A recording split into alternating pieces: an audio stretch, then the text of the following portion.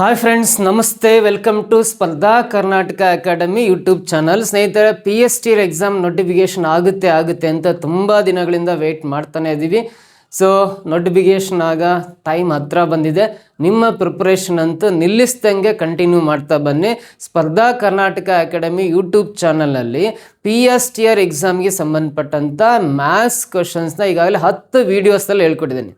ಇದು 11th class 11ನೇ video. ಆ ಎಲ್ಲ ವೀಡಿಯೋಸ್ನ ಕಂಪ್ಲೀಟಾಗಿ ವಾಚ್ ಮಾಡಿ ನೋಟ್ಸ್ ಮಾಡ್ಕೊತ ಬಂದರೆ ನೀವು 100% ಮ್ಯಾಥ್ಸಲ್ಲಿ ಹೆಚ್ಚು ಸ್ಕೋರ್ ಮಾಡಲಿಕ್ಕೆ ಸಾಧ್ಯತೆ ಇದೆ. ಸೊ ಹಾಗಾದರೆ ತಪ್ಪದೆ ನೀವು ಸ್ಪರ್ಧಾ ಕರ್ನಾಟಕ ಅಕಾಡೆಮಿ ಯೂಟ್ಯೂಬ್ ಚಾನಲ್ನ ಫಾಲೋ ಮಾಡ್ತಾ ಬನ್ನಿ. ಹಾಗೆ ಸ್ಪರ್ಧಾ ಕರ್ನಾಟಕ ಅಕಾಡೆಮಿ ಆ್ಯಪನ್ನು ಗೂಗಲ್ ಪ್ಲೇಸ್ಟೋರಲ್ಲಿ ಡೌನ್ಲೋಡ್ ಮಾಡ್ಕೊಂಡ್ರಿ ಅಂದರೆ ನಿಮಗೆ ಈ PST GPST HST ಎಕ್ಸಾಮಿಗೆ ಸಂಬಂಧಪಟ್ಟಂತೆ, ಲ್ಯಾಂಡ್ ಸರ್ವೇರ್ ಎಕ್ಸಾಮಿಗೆ ಸಂಬಂಧಪಟ್ಟಂತೆ ಆನ್ಲೈನ್ ಕ್ಲಾಸಸ್ ಅವೈಲಬಲ್ ಇದೆ. ಸೊ ನೀವು syllabus wise, concept wise, topic wise classes ಬೇಕಂದ್ರೆ ಆನ್ಲೈನಲ್ಲೂ ಕೂಡ ನೀವು PST ಮ್ಯಾಥ್ಸ್ ಕೋರ್ಸನ್ನು ತಗೊಂಡು ಅಲ್ಲೂ ಕೂಡ ಕ್ಲಾಸ್ ಕೇಳ್ತಾ ಬರ್ಬೋದು. ಅದರ ಒಂದು ಬೇಜಾರಾಗೋ ವಿಚಾರ ಏನಂದರೆ, ಸ್ಪರ್ಧಾ ಕರ್ನಾಟಕ ಅಕಾಡೆಮಿ ಆ್ಯಪಲ್ಲಿ ಬರ್ತಕ್ಕಂಥ ಮ್ಯಾಥ್ಸ್ ಕ್ಲಾಸಸ್ನ ಸುಮಾರು ಜನ ಯಾವುದೇ ಹೆಸರು ಹೇಳಲಿಕ್ಕೆ ಇಷ್ಟಪಡಲ್ಲ, ಕರ್ನಾಟಕದಾದ್ಯಂತ ಬೇರೆ ಬೇರೆ ಕೋಚಿಂಗ್ ಸೆಂಟ್ರರು ಆನ್ಲೈನ್ ಕ್ಲಾಸ್ ನಡೆಸ್ತಕ್ಕಂಥವ್ರು ಏನು ಮಾಡ್ತಿದ್ದಾರೆ ಅಂದರೆ, ನಮ್ಮ ಕ್ಲಾಸಸ್ನ ತಗೊಂಡ್ಬಿಟ್ಟು ಆನ್ಲೈನಲ್ಲಿ ಯಥಾವತ್ತಾಗಿ ನಮ್ಮ ಮ್ಯಾಥ್ಸ್ ಕ್ಲಾಸಸ್ ಹೆಂಗಿದಾವೋ ಅದೇ ಥರ ಮ್ಯಾಥ್ಸ್ ಕ್ಲಾಸನ್ನು ಮತ್ತೆ ಅವರು ನೋಟ್ಸ್ ಥರ ಮಾಡ್ಕೊಂಡು ಅಥವಾ PPT ಮಾಡ್ಕೊಂಬಿಟ್ಟು ಸೇಮ್ ಕ್ವಶನ್ಸ್ನ ಅವರು ಅವರ ಚಾನಲಲ್ಲಿ ಅಥವಾ ಆನ್ಲೈನ್ ಕ್ಲಾಸಸ್ಸಲ್ಲಿ ಬಿಡಿಸ್ತಾ ಇದ್ದಾರೆ. ಇದು ನಮ್ಮ ಗಮನಕ್ಕೆ ಬಂದಿದೆ. ದಯವಿಟ್ಟು ಆ ಥರ ಏನಾದರೂ ನಿಮಗೆ ಗಮನಕ್ಕೆ ಬಂದರೆ ಸ್ಪರ್ಧಾ ಕರ್ನಾಟಕ ಅಕಾಡೆಮಿ ಅದಕ್ಕೆ ಲೀಗಲಾಗಿ ಹೋರಾಟ ಮಾಡಲಿಕ್ಕೆ ರೆಡಿ ಇದೆ. ಇನ್ಫಾರ್ಮ್ ಮಾಡ್ತಾ ಬನ್ನಿ. ಸೊ ನಮ್ಮ ಒಂದು ಒರಿಜಿನಾಲಿಟಿ ನಾವು ಕಾಪಾಡ್ಕೋ ಉದ್ದೇಶದಿಂದ ಈ ಥರ ಹೇಳ್ತಾ ಇದ್ದೇನೆ. ಸೊ ಆ ಥರ ಕಂಡು ಬಂದಲ್ಲಿ ದಯವಿಟ್ಟು ಇನ್ಫಾರ್ಮ್ ಮಾಡಿ ನಮಗೆ. ಸೊ ಇವತ್ತಿನ ಕ್ಲಾಸಲ್ಲಿ ನೋಡ್ರಿ, ಯಾವ ಥರ ಕ್ವಶನ್ಸ್ ಇದೆಯೋ ಆನ್ಸರ್ ಮಾಡೋ ಡಿಫ್ರೆಂಟ್ ವಿಧಾನಗಳನ್ನ, ಸಿಂಪಲ್ ಮೆಥಡ್ಸನ್ನು ನಿಮಗೆ ಹೇಳ್ಕೊಡ್ತೇನೆ. ಇಲ್ಲೊಂದು ಚಿತ್ರ ಕಾಣಿಸ್ತಾ ಇದೆ ನಿಮಗೆ. ಇಲ್ಲಿ ಆ್ಯಂಗಲ್ AOB 120 ಡಿಗ್ರಿ ಇದೆ, ಆ್ಯಂಗಲ್ DEF 60 ಡಿಗ್ರಿ ಇದೆ. ಒಂದು ಕೋನ 120 ಡಿಗ್ರಿ ಇದೆ, ಮತ್ತೊಂದು ಕೋನ 60 ಡಿಗ್ರಿ ಇದೆ. ಚಿತ್ರದಲ್ಲಿ AOB ಕೋನ ಮತ್ತು DEF ಕೋನಗಳನ್ನು ಏನಂತ ಕರಿತೀವಿ ಅಂತ ಕೇಳಿದ್ದಾರೆ.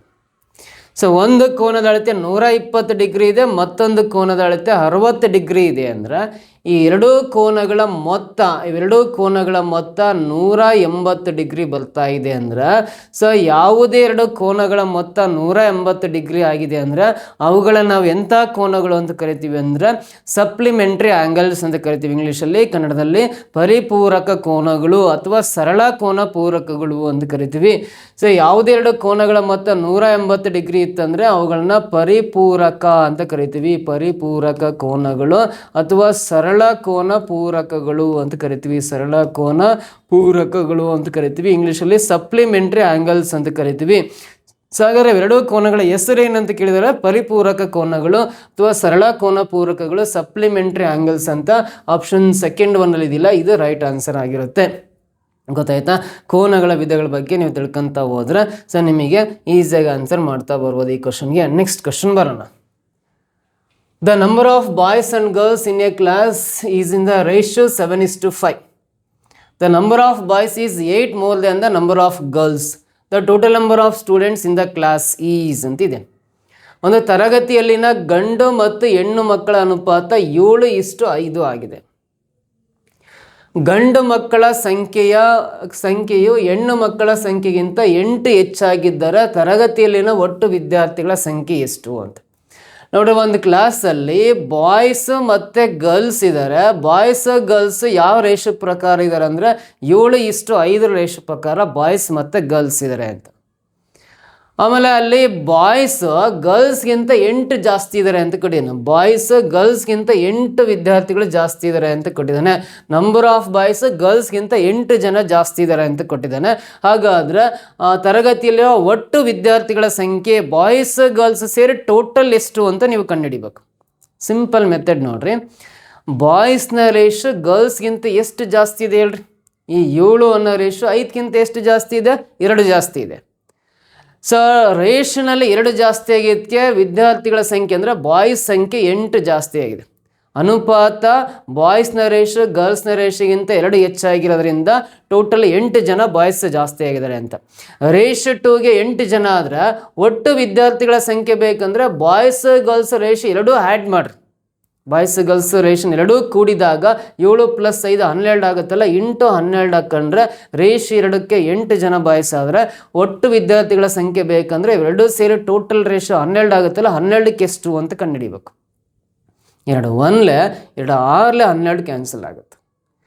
8 × 6 ಗುಣಾಕಾರ ಮಾಡಿರಿ, 8 6 48 ಬರುತ್ತಲ್ಲ. Total number of students in the class is 48 ಅಂತ ಹೇಳ್ತೀವಿ. 48 ಇಲ್ಲಿ ಸೆಕೆಂಡ್ ಆಪ್ಷನಲ್ಲಿ ಇದೆ ನೋಡ್ರಿ, ಇದು ಸರಿ ಉತ್ತರ ಆಗುತ್ತೆ. ಬಾಯ್ಸ್ ಗರ್ಲ್ಸ್ ಸೇರಿ 48 ವಿದ್ಯಾರ್ಥಿಗಳಿದ್ದಾರೆ ಅಂತ ಹೇಳ್ಬೋದು. ಓಕೆನಾ. ನೆಕ್ಸ್ಟ್ ಮುಂದಿನ ಪ್ರಶ್ನೆ ಬರೋಣ. A person sold A table for ₹2250 and gained 1/9 of its cost price. The cost price of the table is ಅಂತಿದೆ.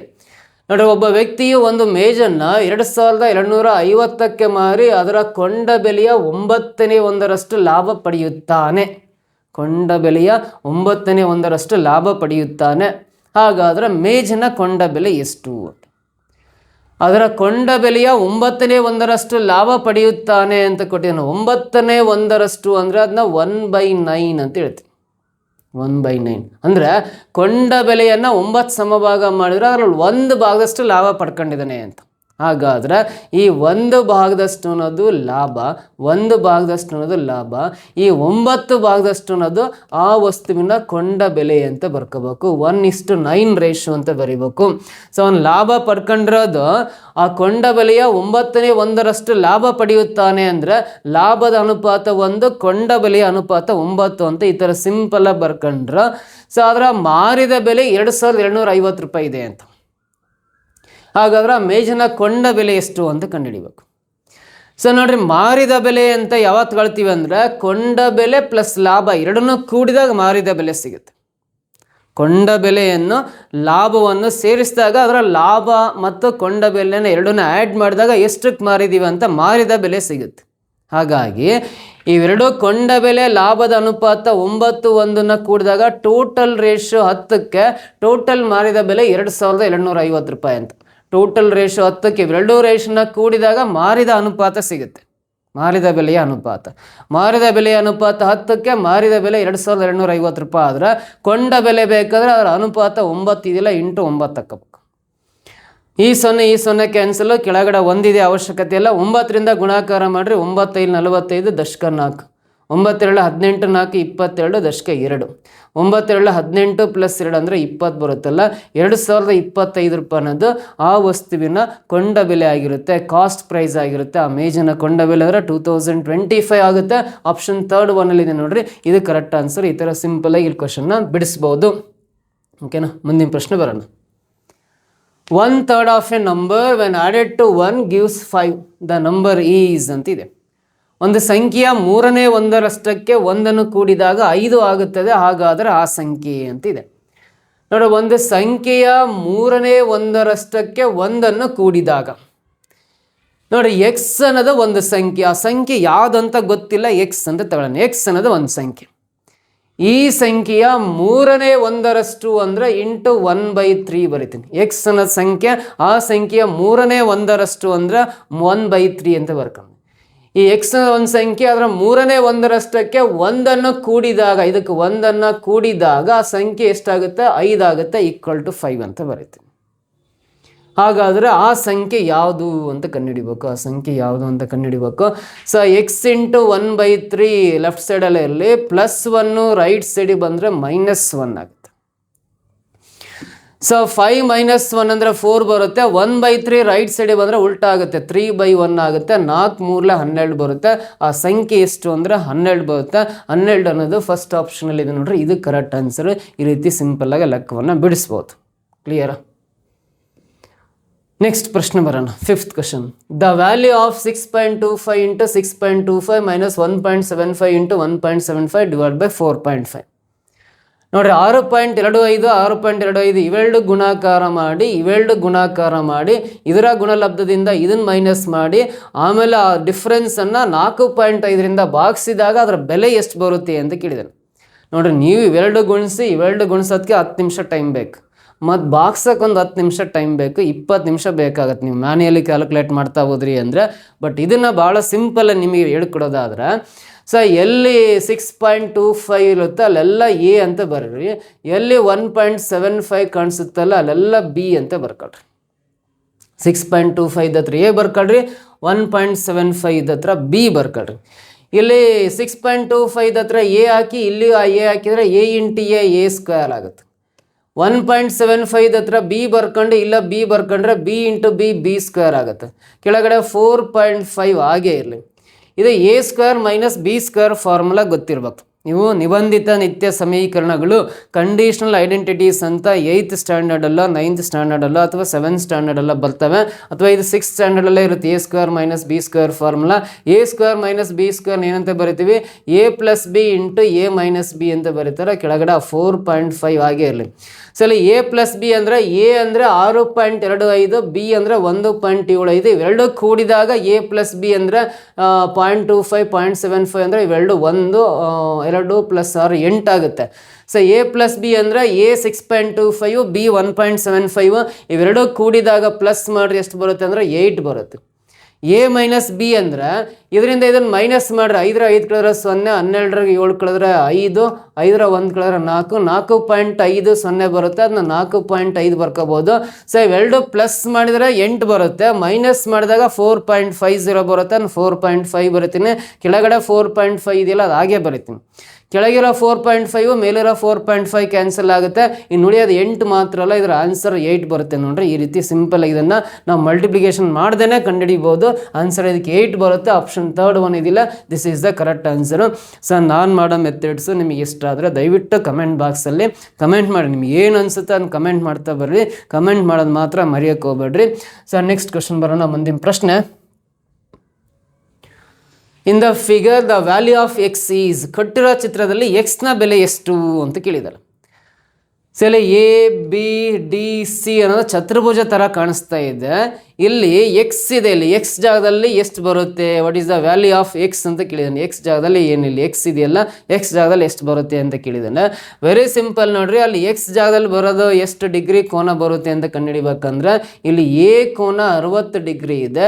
ಇದ್ರಿಗೆ ಆಪೋಸಿಟ್ ಡಿ ಇದೆಯಲ್ಲ, ಡಿ ಕೋನದ ಅಳತೆ, ಕೆಳಗಡೆ ಎಕ್ಸ್ ಕೋನದ ಅಳತೆ ಎಷ್ಟು ಡಿಗ್ರಿ ಬರುತ್ತೆ ಅಂತ ಕಂಡುಹಿಡಿಬೇಕಂದ್ರೆ ಇದು ಆ್ಯಂಗಲ್ ಕಂಡುಹಿಡಿಬೇಕಂದ್ರೆ ಎಕ್ಸ್ ಬೇಕಂದ್ರೆ 180 ಡಿಗ್ರಿಯಲ್ಲಿ ಈ ಕೋನವನ್ನು ಮೈನಸ್ ಮಾಡ್ಕೋಬೇಕು. ಸಿಂಪಲ್ ಆಗಿ ಆನ್ಸರ್ ಬರುತ್ತೆ ನೋಡ್ರಿ. 180 ಡಿಗ್ರಿ ಎಕ್ಸ್ ಕೋನದ ಅಳತೆ ಬೇಕಂದ್ರೆ 180 ಡಿಗ್ರಿಯಲ್ಲಿ ಇದರ ಆಪೋಸಿಟ್ ಆಗಿರೋ ಎ ಕೋನದ ಅಳತೆ ಮೈನಸ್ ಮಾಡ್ರಿ. 180 - 60 ಅಂದರೆ 120 ಡಿಗ್ರಿ ಬರುತ್ತೆ. ಇದೇ ಎ ಕೋನದ ಅಳತೆ 120 ಡಿಗ್ರಿ ಆಗುತ್ತೆ.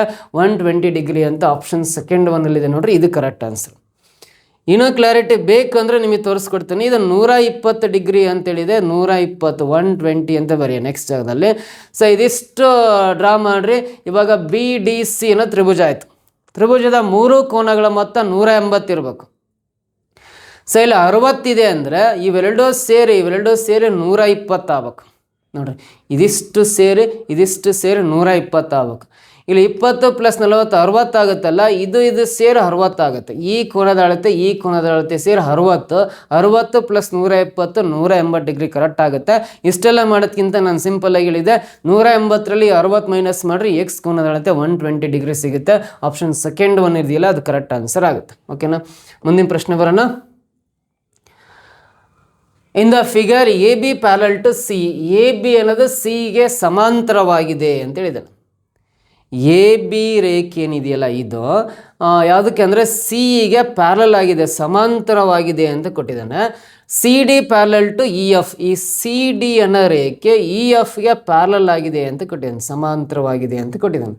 ಹಾಗಾದರೆ ಇಲ್ಲಿ ಎಕ್ಸ್ ಇದೆ, ಈ ಎಕ್ಸ್ನ ಬೆಲೆ ಎಷ್ಟು ಅಂತ ಕಂಡುಹಿಡಿಬೇಕು. ನೋಡಿರಿ, ಇದನ್ನು ಭಾಳ ಸಿಂಪಲಾಗಿ ನಿಮಗೆ ಹೇಳ್ಕೊಡೋದಾದರೆ ಈ ಎ ಬಿ ಮತ್ತು ಸಿ ಇ ಏನಿದಾವಲ್ಲ ಇವು ಪ್ಯಾರಲಲ್ ಲೈನ್ಸ್. ಹಿಂಗೆ ಆರೋ ಮಾರ್ಕ್ ಹಾಕಿದ್ರೆ ಅಂದರೆ ಇವೆರಡು ಸಮಾಂತರ ರೇಖೆಗಳಾಗಿದ್ದಾವೆ. ಸೊ ಈ ಸಮಾಂತರ ರೇಖೆಗಳಾಗೋದ್ರಿಂದ ನೋಡ್ರಿ, ಎನಿಂದ ಬಿ, ಬಿನಿಂದ ಸಿ, ಸಿನಿಂದ ಇಗೆ ಈ ಕೋನ ಮತ್ತು ಇಲ್ಲಿ ಬರ್ತಕ್ಕಂಥ ಒಳಗಡೆ ಕೋನ ಏನಿರ್ತಾವಲ್ರ ಇವೆರಡನ್ನ ಈ ಎ ಬಿ ಮತ್ತು ಸಿ ಏನವು ಸಮಾಂತರ ರೇಖೆಗಳಾಗಿರೋದ್ರಿಂದ ಈ 40 ಡಿಗ್ರಿ ಕೋನ, ಇಲ್ಲಿ ಬರೋ ಕೋನ ಇವೆರಡನ್ನ ಏನಂತ ಕರಿತೀವಿ ಅಂದರೆ ಆಲ್ಟರ್ನೇಟ್ ಆ್ಯಂಗಲ್ಸ್ ಅಂತ ಕರಿತೀವಿ, ಪರ್ಯಾಯ ಕೋನಗಳು ಅಂತ ಕರಿತೀವಿ. ಎರಡು ಸಮಾಂತರ ರೇಖೆಗಳ ನಡುವೆ ಉಂಟಾಗ್ತಕ್ಕಂಥ ಪರ್ಯಾಯ ಕೋನಗಳು ಆಲ್ಟರ್ನೇಟ್ ಆ್ಯಂಗಲ್ಸ್ ಯಾವಾಗಲೂ ಈಕ್ವಲ್ ಇರ್ತವೆ, ಸಮವಾಗಿರ್ತವೆ. ಸೊ ಇದು ಝಡ್ ಶೇಪಲ್ಲಿ ಇದೆ ನೋಡ್ರಿ, ಝಡ್ ಶೇಪಲ್ಲಿ ಇದೆ ಅಂದರೆ ಇಲ್ಲಿ 40 ಡಿಗ್ರಿ ಇದೆ ಅಂದರೆ ಇದು 40 ಡಿಗ್ರಿನೇ ಇರುತ್ತೆ. ಸೊ ಇವೆರಡು ಸಮಾಂತರ ರೇಖೆಗಳಿದ್ದು ಝಡ್ ಶೇಪಲ್ಲಿ ಎರಡು ಕೋನಗಳು ಉಂಟಾದಾಗ ಅವನ್ನ ನಾವು ಪರ್ಯಾಯ ಕೋನಗಳು, ಆಲ್ಟರ್ನೇಟ್ ಆ್ಯಂಗಲ್ಸ್ ಅಂತ ಕರಿತೀವಿ. ಇದು 40 ಇರೋದ್ರಿಂದ ಇದು 40 ಡಿಗ್ರಿ ಅಂತಲೇ ಬರೀತೀವಿ. ಸೊ ಇವಾಗ ನೋಡ್ರಿ, ಎಕ್ಸ್ನ ಅಳತೆ ಬೇಕು ಅಂತ ಕೇಳಿದನಲ್ಲ, ಅಗೇನ್ ಇದು ಇ ಎಫ್ ಮತ್ತು ಸಿ ಡಿ ನಾವು ಸಮಾಂತರ ರೇಖೆಗಳಾಗಿರೋದ್ರಿಂದ ಈ ಸಮಾಂತರ ರೇಖೆಗಳ ನಡುವೆ ಅಗೇನ್ ಝಡ್ ಶೇಪಲ್ಲಿ ನೋಡ್ರಿ, ಇಲ್ಲಿಂದ 1 line, 2 line, 3 line, Z shape, reverse Z ಶೇಪಲ್ಲಿ. ಸೊ ಈ ಕೋನ, ಈ ಕಡೆ ಫುಲ್ ಕೋನ, ಇವೆರಡು ಕೋನಗಳು ಉಂಟಾಗಿದ್ದಾವೆ ಅಂದರೆ ಇದು ಏನಾಗಿರ್ತವೆ ಅಂದರೆ ಸಮವಾಗಿರ್ತವೆ. ಇ ಎಫ್ ಮತ್ತು ಸಿ ಡಿ ನಾವು ಸಮಾಂತರ ರೇಖೆಗಳಾಗಿರೋದ್ರಿಂದ, ಇ ಎಫ್ ಮತ್ತು ಸಿ ಡಿ ನಾವು ಸಮಾಂತರ ರೇಖೆಗಳಾಗಿರೋದ್ರಿಂದ ಸೊ ಎಫ್ ಇಂದ ಇ, ಇಂದ ಸಿ, ಸಿ ಇಂದ ಎ, ರಿವರ್ಸ್ ಝಡ್ ಶೇಪಲ್ಲಿ ಎರಡು ಕೋನಗಳು ಉಂಟಾಗಿದ್ದಾವೆ. ಇದು ಎಕ್ಸ್ ಕೋನ ಮತ್ತು ಈ ಕೋನ. ಸೊ ಎಕ್ಸ್ ಕೋನ ಎಷ್ಟು ಇರುತ್ತಲ್ಲ, ಈ ಕೋನದ ಅಳತೆ ಅಷ್ಟೇ ಇರುತ್ತೆ. ಅಂದರೆ 65 + 40 ಸೇರಿ ಟೋಟಲ್ ಎಷ್ಟಾಗುತ್ತೆ ಅಂದರೆ 105 ಡಿಗ್ರಿ ಆಗುತ್ತಲ್ಲ. ಸೊ ಈ ಎಕ್ಸ್ ಜಾಗದಲ್ಲೂ ಕೂಡ 105 ಬರುತ್ತೆ. ಇದು ಆಲ್ಟರ್ನೇಟ್ ಆ್ಯಂಗಲ್ಸ್, ಪರ್ಯಾಯ ಕೋನಗಳಾಗ್ತವೆ, ಅವೆರಡು ಸಮ ಇರೋದ್ರಿಂದ ಎಕ್ಸ್ ಜಾಗದಲ್ಲಿ 105 ಡಿಗ್ರಿ ಬರುತ್ತೆ, 105 ಡಿಗ್ರಿ ಅಂತ ಹೇಳ್ಬೋದು. ಇಲ್ಲಿ 105 ಡಿಗ್ರಿ ಅಂತ ಯಾವ ಆಪ್ಷನಲ್ಲಿ ಇದೆ ಅಂದರೆ ಆಪ್ಷನ್ 4th ಒನ್ನಲ್ಲಿದೆ. This is the correct answer. ಕ್ಲಿಯರಾ? ಅರ್ಥ ಆಯ್ತಾ? ನೆಕ್ಸ್ಟ್ ಬರೋಣ. Taking only the positive roots the value of ಅಂತ ಇದೆ. ಸೊ ಇಲ್ಲಿ ಪಾಸಿಟಿವ್ ರೂಟ್ಸ್ ಅಂದರೆ ಧನಾತ್ಮಕ ಮೂಲಗಳನ್ನು ತಗೊಂಡ್ರೆ ಇಲ್ಲಿ ಕೊಟ್ಟಿರ್ತಕ್ಕಂಥ ಒಂದು ಮ್ಯಾಥಮೆಟಿಕಲ್ ಇಕ್ವೇಷನ್ನ ವ್ಯಾಲ್ಯೂ ಎಷ್ಟು ಬರುತ್ತೆ ಅಂತ ಕ್ವಶನ್ ಕೇಳಿದ್ದಾನೆ. ಸೊ ಇಲ್ಲಿ ನೋಡ್ರಿ, √9 ಇದೆಯಲ್ಲ, √9 ಜಾಗದಲ್ಲಿ 3 ಹಾಕ್ಕೊಳ್ಳೋಣ. ಅಂದರೆ √9 ಅಂದರೆ 3 ಬರುತ್ತೆ. ಅವಾಗ 19 - 3 ಅಂದರೆ ಇದು 16 ಆಗುತ್ತೆ. 16ಗೆ ಸ್ಕ್ವೇರ್ ರೂಟ್ ಅಂದರೆ ರೂಟಿಂದ ಹೊರ ಬಂದರೆ 4 ಆಗುತ್ತೆ. 21 + 4 ಅಂದರೆ ಇದು 25 ಆಗುತ್ತೆ. 25ಗೆ ಸ್ಕ್ವೇರ್ ರೂಟ್ ಅಂದರೆ 5 ಬರುತ್ತೆ ರೂಟಿಂದ ಹೊರಗೆ. 41 - 5 ಅಂದರೆ 36 ಆಗುತ್ತೆ. 36ಗೆ ಸ್ಕ್ವೇರ್ ರೂಟ್ ಅಂದರೆ 6 ಬರುತ್ತೆ. ಇದಕ್ಕೆ ಫೈನಲ್ ಆನ್ಸರ್ 6. ಆಪ್ಷನ್ 4th ಒನ್ನಲ್ಲಿದೆ. This is the answer. ಇಷ್ಟೇ ಸಿಂಪಲ್. ಇಲ್ಲ ನಿಮಗೆ ಇಲ್ಲೇ ಬರ್ಕಂತ ಇದು ಗೊತ್ತಾಗಿಲ್ಲ, ಬಿಡಿಸಿ ಬರೀ ಅಂದರೆ ನಾನೇನು ಬಿಡಿಸಿ ಬರೀತೀನಿ, ಸ್ಟೆಪ್ಸ್ ಜಾಸ್ತಿ ಆಗುತ್ತೆ ಅಷ್ಟೇ. ಸೊ 41 ಸ್ಕ್ವೇರ್ ರೂಟ್ ಆಗೇ ಇರಲಿ, -21 ಸ್ಕ್ವೇರ್ ರೂಟ್ ಆಗೇ ಇರಲಿ, +19 ಸ್ಕ್ವೇರ್ ರೂಟ್ ಆಗೇ ಇರಲಿ. ಈ √9 ಅಂದರೆ 3 ಆಗುತ್ತೆ, ಮತ್ತೆ ರೂಟ್ ಬರೆಯೋ ಅವಶ್ಯಕತೆ ಇಲ್ಲ. ಇವಾಗ ಈ ರೂಟಲ್ಲಿ 19 - 3 ಅಂದರೆ ನೋಡ್ರಿ 41 - 21, ಇದಕ್ಕೂ ರೂಟ್ ಆಗೇ ಇರಲಿ. ಸೊ ಪ್ಲಸ್ ಇಲ್ಲಿ ಸ್ಕ್ವೇರ್ ರೂಟು 19 - 3 ಅಂದರೆ 16 ಆಗುತ್ತೆ. ಸೊ ಇದು 41 - 21, ಇದಕ್ಕೂ ರೂಟ್ ಆಗೇ ಇರಲಿ, ಪ್ಲಸ್ √16 ಅಂದರೆ 4 ಬರುತ್ತೆ. ಸೊ ಇವಾಗ 41 ಮೈನಸ್ ಇದು 21 + 4 ಅಂದರೆ 25 ಆಗುತ್ತೆ. ಇದಕ್ಕೂ ರೂಟ್ ಇರುತ್ತೆ ಅಷ್ಟೇ, ಎರಡೇ ಸ್ಕ್ವೇರ್ ರೂಟು. 25ಗೆ ಸ್ಕ್ವೇರ್ ರೂಟ್ ಎಷ್ಟು ಬರುತ್ತೆ? 5 ಬರುತ್ತೆ. 41 - 5 ಅಂದರೆ 36 ಆಗುತ್ತೆ. 36ಗೆ ಸ್ಕ್ವೇರ್ ರೂಟ್ 6 ಬರುತ್ತಲ್ಲ. ಈ ಥರ ಸ್ಟೆಪ್ಸ್ ಬರಿಬೋದು. ವಿತೌಟ್ ಸ್ಟೆಪ್ಸ್ ನಿಮಗೆ ಇಲ್ಲೇ ಸಾಲ್ವ್ ಮಾಡೋದು ಹೇಳ್ಕೊಟ್ಟೆ. ಸೊ ಆನ್ಸರ್ 6 ಬರುತ್ತೆ. 4th option correct. ನೋಡಿರಿ, √9 ಅಂದರೆ ರೂಟಿಂದ ಹೊರ 3 ಬರುತ್ತೆ. 19 - 3 ಅಂದರೆ ಇದು 16 ಆಗುತ್ತೆ. 16ಗೆ ಸ್ಕ್ವೇರ್ ರೂಟ್ ಅಂದರೆ ರೂಟಿಂದ ಹೊರ 4 ಬರುತ್ತೆ.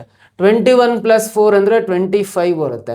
25ಗೆ ಸ್ಕ್ವೇರ್ ರೂಟ್ ಅಂದರೆ ರೂಟಿಂದ ಹೊರ 5 ಬರುತ್ತೆ. 41 - 5 ಅಂದರೆ 36 ಬರುತ್ತೆ. ಈ 36ಗೆ ಸ್ಕ್ವೇರ್ ರೂಟ್ ಅಂದರೆ 6 ಬರುತ್ತೆ. ಅದು 4th ಆಪ್ಷನ್ ಇದೆ ನೋಡ್ರಿ, 6. ಇದು ಕರೆಕ್ಟ್ ಆನ್ಸರ್. ಈ ರೀತಿ ಬಿಡಿಸ್ಬೋದು ಅಲ್ಲೇ ಅದನ್ನ. ನೆಕ್ಸ್ಟ್ ಬರೋಣ ಮುಂದಿನ ಪ್ರಶ್ನೆ. If square root of 1 + 27/169 = 1 + m/13, then the value of m is ಅಂತ ಕೊಟ್ಟಿದ್ದಾನೆ. ನೋಡಿ, ಇದನ್ನು ಬಿಡಿಸಿದಾಗ ಇಲ್ಲಿ m ಜಾಗದಲ್ಲಿ ಯಾವ ಸಂಖ್ಯೆ ಬರುತ್ತೆ ಅಂತ ಕಂಡುಹಿಡಿಬೇಕು. ಸೊ ಇಲ್ಲಿ 1 + 27/169 ಇದೆಯಲ್ಲ, ಇವಾಗ ಒಂದು ಕೆಲಸ ಮಾಡಿರಿ, ಈ 169ನ ಇಲ್ಲಿ ಕ್ರಾಸ್ ಮಲ್ಟಿಪ್ಲಿಕೇಶನ್ ಮಾಡಿರಿ. 169 × 1 ಅಂದರೆ 169 × 1 ಅಂದರೆ 169 ಆಗುತ್ತೆ. ಪ್ಲಸ್ ಅದಕ್ಕೆ 27 ಆ್ಯಡ್ ಮಾಡಿರಿ. 169ಕ್ಕೆ 27ನ್ನ ಕೂಡಿದಾಗ ಎಷ್ಟು ಬರುತ್ತೆ ಅಂದರೆ 196 ಬರುತ್ತೆ. ಡಿವೈಡ್ ಬೈ ಡಿನಾಮಿನೇಟರ್ 169 ಆಗೇ ಇರುತ್ತೆ. ಇದು ಸಿಂಪ್ಲಿಫೈ ಆಯ್ತು ನೋಡ್ರಿ. ಇದಿಷ್ಟು ಸಿಂಪ್ಲಿಫೈ ಮಾಡೋದು ಯಾವ ಥರ ಅಂದ್ರೆ ಇದನ್ನು ಕ್ರಾಸ್ ಮಲ್ಟಿಪ್ಲೈ ಮಾಡ್ರಿ. ಓರೆ ಗುಣಾಕಾರ 169 1 0 169 ಪ್ಲಸ್ 27 ಅಂದರೆ 196 ಆಗುತ್ತೆ. ಈ ಡಿನಾಮಿನೇಟರ್ ಛೇದ ಹಾಗೆ ಬರ್ಕೋಬೇಕು. ಸೊ ಇಲ್ಲೂ ಕೂಡ ಅಷ್ಟೇ 13 ಇಂಟು ಇದನ್ನು ಕ್ರಾಸ್ ಮಲ್ಟಿಪ್ಲೈ ಮಾಡಿರಿ. 13 ಅಂದರೆ 13 ಪ್ಲಸ್ ಎಮ್ ಅಂದರೆ 13 ಪ್ಲಸ್ ಎಮ್ ಆಗುತ್ತೆ. ಸೊ ಕೆಳಗಡೆ 13 ಆಗೇ ಬರ್ಕೊಳ್ಳೋಣ. 13 ಪ್ಲಸ್ ಎಮ್ ಅಂದರೆ 13 ಪ್ಲಸ್ ಎಮ್ ಬರೆಯೋಣ. ಕೆಳಗಡೆ 13 ಆಗೇ ಇರಲಿ. ಈ 196ಗೆ ಸ್ಕ್ವೇರ್ ರೂಟ್ 14, 169ಗೆ ವರ್ಗಮೂಲ 13 ಬರುತ್ತೆ. 196 ವರ್ಗಮೂಲ 14, ಯಾಕಂದ್ರೆ 14 ಸ್ಕ್ವೇರ್ ವ್ಯಾಲ್ಯೂ 196. 169ಗೆ ಸ್ಕ್ವೇರ್ ರೂಟ್ 13, ಯಾಕಂದ್ರೆ 13 ಸ್ಕ್ವೇರ್ ವ್ಯಾಲ್ಯೂ 169 ಆಗುತ್ತೆ.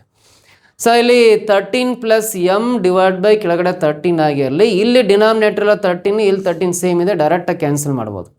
ಎಮ್ ವ್ಯಾಲ್ಯೂ ಬೇಕಂದರೆ 13 ಲೆಫ್ಟ್ ಸೈಡ್ ಬರುತ್ತೆ, ಪ್ಲಸ್ 13 ಲೆಫ್ಟ್ ಸೈಡ್ ಬಂದರೆ ಮೈನಸ್ 13 ಆಗುತ್ತೆ. 14 ಮೈನಸ್ 13 ಅಂದರೆ 1 ಬರುತ್ತೆ. ಎಮ್ ವ್ಯಾಲ್ಯೂ 1 ಬರುತ್ತೆ. ಎಮ್ನ ಬೆಲೆ ಎಷ್ಟು ಅಂದರೆ 1, ಫಸ್ಟ್ ಆಪ್ಷನ್ನೇ ಕರೆಕ್ಟ್ ಆಗುತ್ತೆ ನೋಡ್ರಿ. ಈ ರೀತಿ ಕ್ಯಾಲ್ಕುಲೇಟ್ ಮಾಡ್ತೀವಿ ಆ ಕ್ವಶನ್. ನೆಕ್ಸ್ಟ್ ಪ್ರಶ್ನೆ ಬರೋಣ.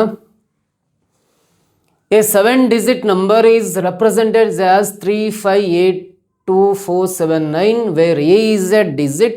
The 7-digit number is exactly divisible by 11. The value of a is. ನೋಡ್ರಿ 7 ಅಂಕಿಗಳ ಸಂಖ್ಯೆ 7-digit ನಂಬರ್ ಇದೆ. 358247 ಅನ್ನೋದು 7 ಅಂಕಿಯ ಸಂಖ್ಯೆ, 7-digit ನಂಬರ್ ಅಂತ ಕರಿತೀವಿ. ಸೊ ಅದರಲ್ಲಿ ಎ ಒಂದು ಅಂಕಿಯನ್ನು ಪ್ರತಿನಿಧಿಸುತ್ತದೆ ಅಂತಿದೆ.